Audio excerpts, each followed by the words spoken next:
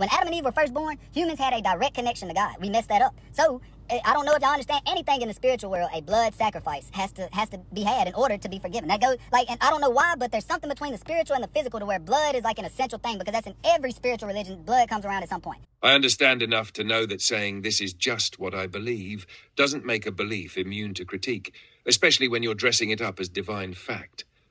Dev, your theology sounds less like scripture and more like a Marvel origin story with a sacrificial twist.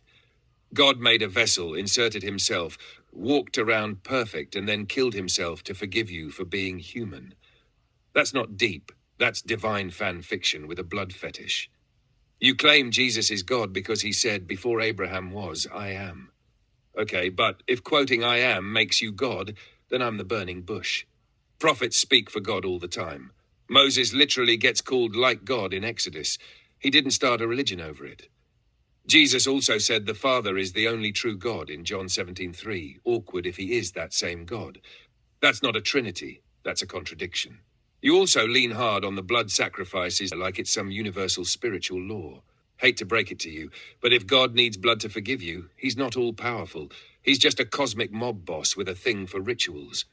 And no, citing ancient animal slaughter doesn't elevate Christianity. It just makes it sound like a cleaned-up version of what pagans did with goats.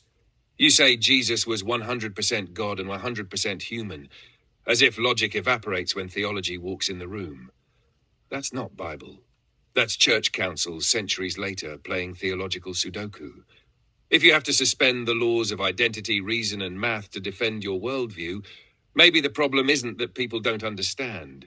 Maybe they understand just fine and are politely rejecting nonsense. So yeah, I understand enough.